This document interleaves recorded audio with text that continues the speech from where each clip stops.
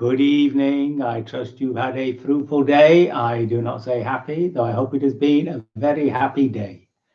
Namo tassa bhagavato arahato samma sambuddhassa. Namo tassa bhagavato arahato samma sambuddhassa. Namo tassa bhagavato arahato samma sambuddhassa. Homage to the Buddha, the blessed, noble, and fully self-awakened one. So we're going to move on. This is called the wilderness of the heart. The wilderness of the heart. So here's the Buddha now. He's back up in Savatthi, which is the capital of Kosala. That's the northern part above the Ganges, obviously below the Himalayas. And he's at Anathapindika's park. Remember, Anathapindika was a merchant who went out of his way to pay a lot of money for this ground. Said it covered with gold. That's what he says. He used to be Prince Jeta's. Bhikkhu.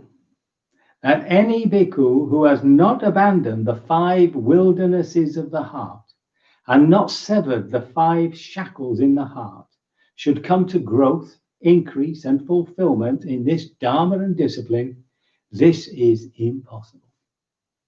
So we have 5 wildernesses and 5 shackles to get rid of.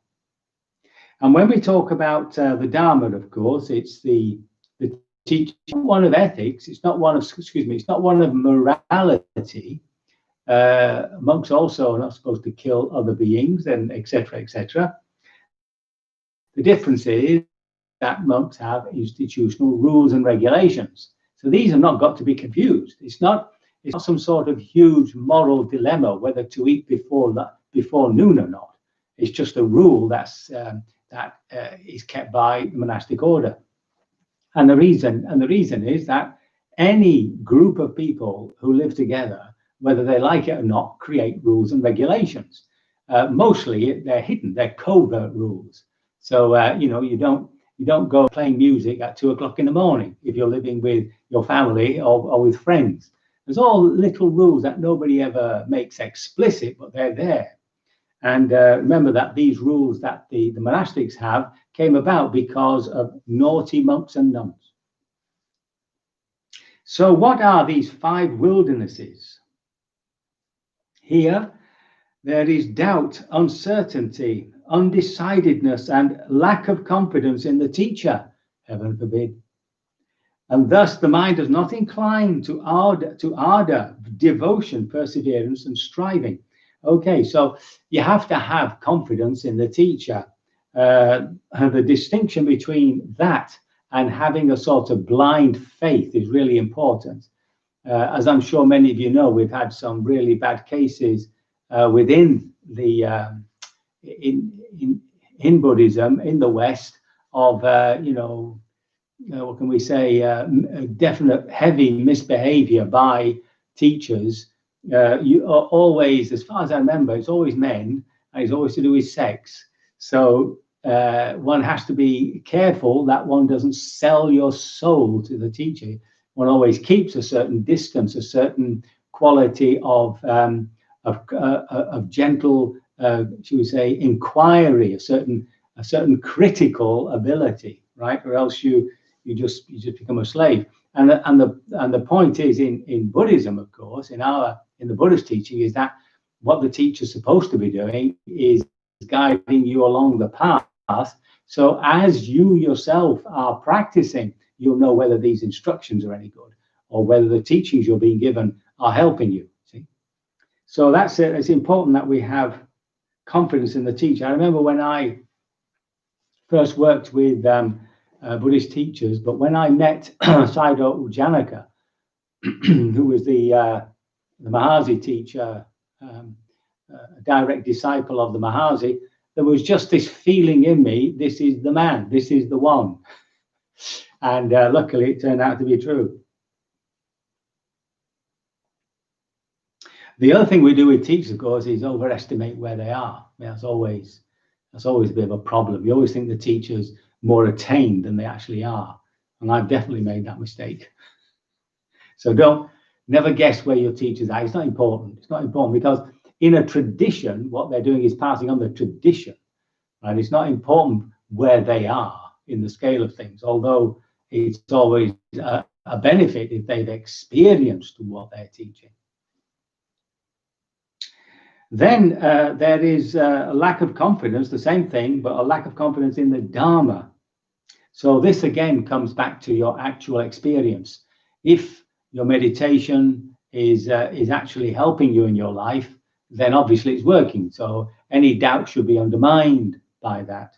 And reading, when you come across passages which you don't understand or things that you doubt, like rebirth, the existence of gods and heavenly realms and all that, then, you know, in Buddhism, it's not a belief system. One always puts that on the back burner. You know, there's no proof for it and there's no proof against it. It's just the way it is. It's the same with Nibbana. If you're a committed scientific materialist, then Nibbana is something that you experience in this life in momentary forms or not at all.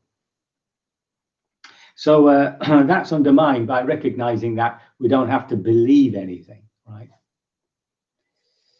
Then again, there's confidence in the training. So the Dharma, I suppose, there was meant for the actual teaching, the intellectual business, and this is about the training itself. So here we come across this terrible thing about lack of success. You know, as meditators, we're always looking for some progress. You know, like where's the progress? So remember, when we first start, there's an immediate effect. We're lifted by the practice, and because we're taught to look at things differently, there's a whole sequence of insights that we make when we first begin. But then, of course, you hit the plateau, and that's when the work starts. So remember that progress is a bit of you have to be careful with the idea of progress. I always think it's better to think in terms of the heart, in terms of you know, whether we're becoming kinder, more gentle, more compassionate, etc. That for me is an easier telltale. And of course, you can't look over a week. You can't say, how much have I progressed this week? Because sometimes you dip and then you've got to climb out of the hole and rise a bit. So it's basically looking over the past years, even 2 or 3 years, and then you realize, yeah, you know, I have progressed. Then there's anger and displeasure with companions in the holy life. It can be jealousy. You know, somebody's sat there for 3 hours and not moved, and you're fidgeting about, want to get off after half an hour, and there's all this jealousy comes up and envy. So one has to accept that as unnecessary. And obviously, in a meditation retreat, sometimes we get angry with people who sneeze and whatnot. And sometimes it's very peculiar, but you can suddenly find all this aversion coming up towards somebody, even though you don't even, well, you might have met them at the beginning of the retreat. You know nothing about them, but there's something about them that reminds you of something that you're very angry about. So the one great thing about spiritual companions is that you don't have to like them, right? They're there as support. And that's quite a liberation when you realize that. You don't have to like your spiritual companions. I don't have to like the monks I live with, right? As long as they're keeping the rule and they're practicing, they are a support to me, and that's great.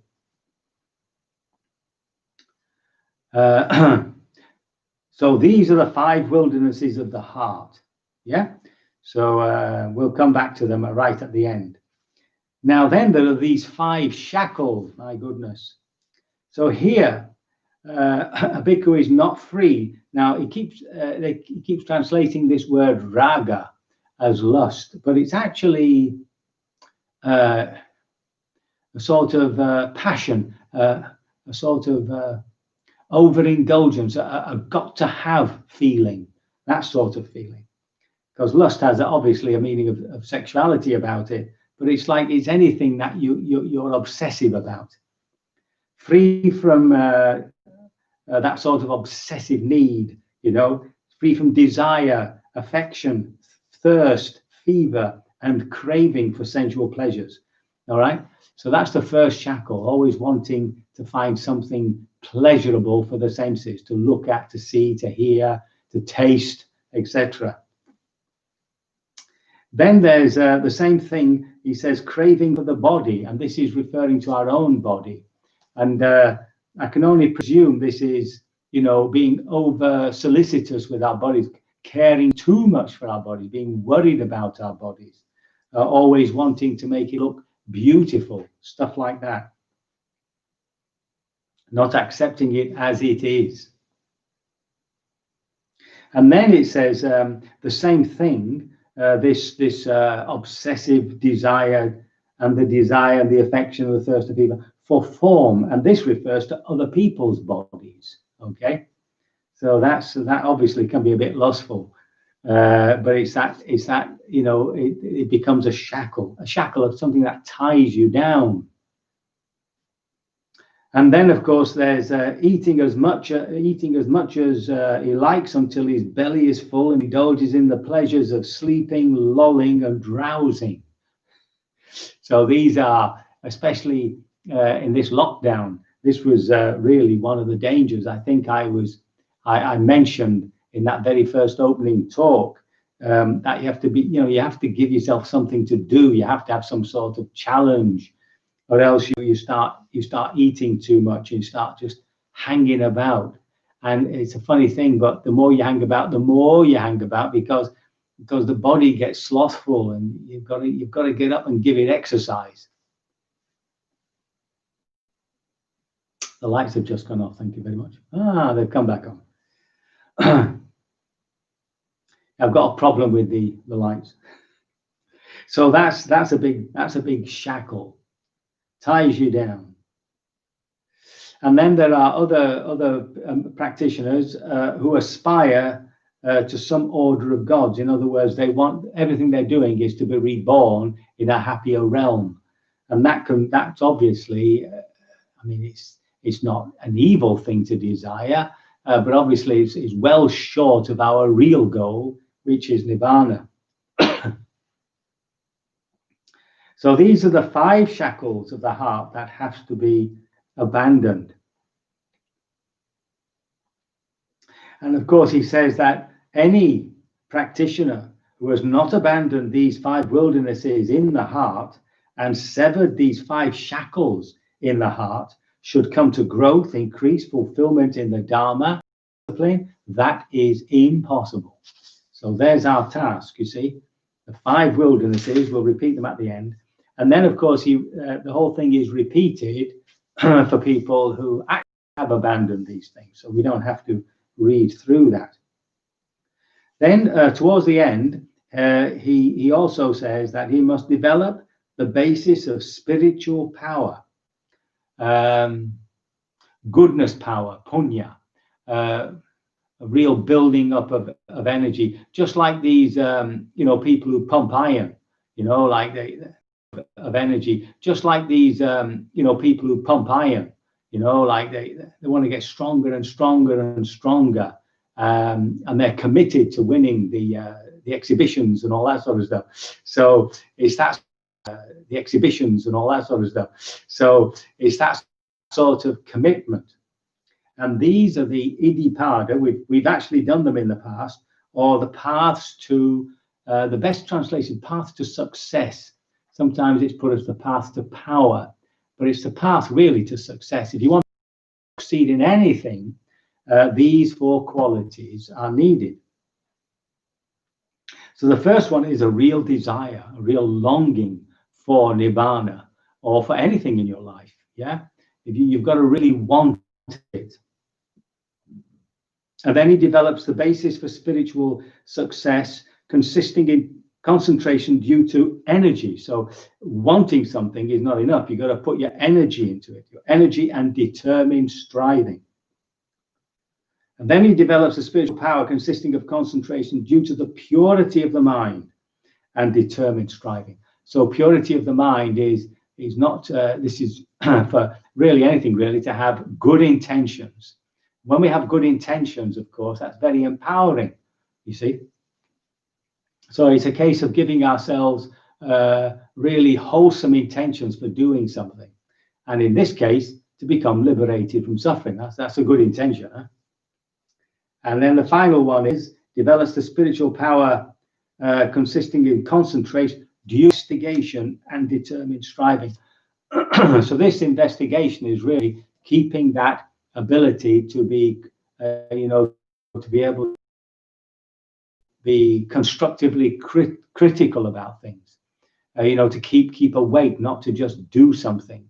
For instance, you might set off doing a task and then realize that, if you keep doing this, you're going to exhaust yourself, or it's not really working, but you ignore that and you keep striving. And in the end, you end up with a failure. So it's always this business of, taking stock as to where we are at any one time. And it's definitely true in the spiritual life. One can just sail along, doing a bit of meditation, doing a bit of that. And then one realizes that, no, you've got to put a bit more energy into it. And then sometimes you really go for a bit more energy, and you realize you're putting too much energy. And in fact, you're just over-efforting. And that produces also a sense of, not getting anywhere. So that ability to have that critical faculty constantly with us. So that ability to have that critical faculty constantly with us. And the fifth one, it adds on to these four. This isn't part of the idiopathic, it is a sense of enthusiasm.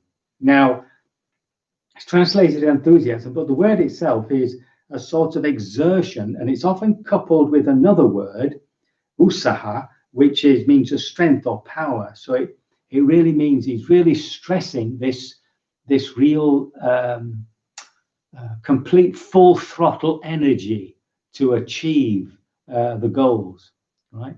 Now, as soon as you say that, people, we think, oh, I've got to be a stream entrant. I've got to get through the 4 attainments. But that would be the wrong thing. Those are our aim, the objective, right?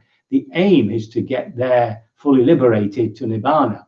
But the objective, the present moment-to-moment objective, is, of course, to establish that affectionate awareness at all times. It doesn't have to always be affectionate. It can be just a cool investigative awareness, but it's got to be there. And that's the effort. So at the end of the day, when you look back and you think, have I been mindful all day, you see? So don't get upset. There's no point getting upset about it. It's just a reflection that, yeah, I should have put more energy there. I should have woken up. I should have held myself, etc. For instance, I had to go to the shops, and I went at the wrong time. There was quite a long queue, and I was standing in the queue there, and I could feel this irritation coming. Why don't we get on with it? And unfortunately, there was a woman came out. She looked at me, and I think that sense of irritation was on my face, unfortunately, and I could see her turning away. So that's the way it is. So so now we've got these 15 factors, okay? So then he gives the usual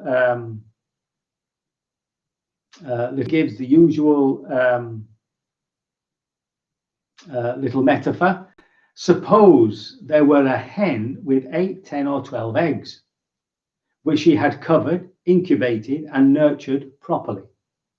Even though she did not wish, oh, that my chicks might pierce through the shells with the points of their claws and beaks and hatch out safely, yet the chicks are capable of piercing their shells with the points of their claws and beaks and hatch out safely. So too, a meditator who possesses the 15 factors, which include also this real exertion, is capable of breaking out, capable of enlightenment, capable of attaining the supreme security from bondage. Okay, so there's the present. There's the gift at the end of all this striving. So if we go through that rather quickly, doubt in the teacher, in the Dharma, and in the community, the Sangha, doubt in the training, and being angry or jealous with our companions.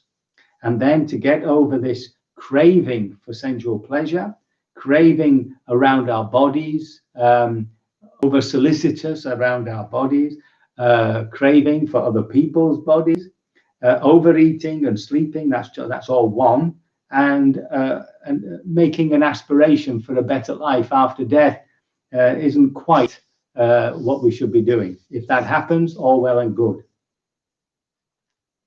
And then we have to get, so that's the 5 wildernesses, the 5 shackles, and then finally we have to develop this sense of zeal, of real desire, longing, with the energy, the purity of heart, the critical faculty, and this all-powerful struggle, exertion to attain the goal.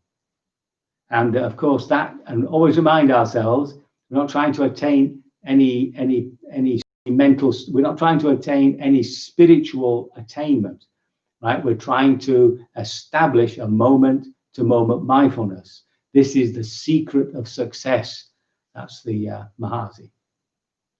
So at the end, of course, unlike the discourse we heard yesterday, the bhikkhus were satisfied and delighted in the Blessed One's words. So I think he must have been happy about that. So I can only hope that this helps you to become enthusiastic about your practice, that you will struggle. The struggle continues, la lotta continua, until that final day when you are completely liberated from all suffering, and may it come sooner rather than later. So we can do some sitting.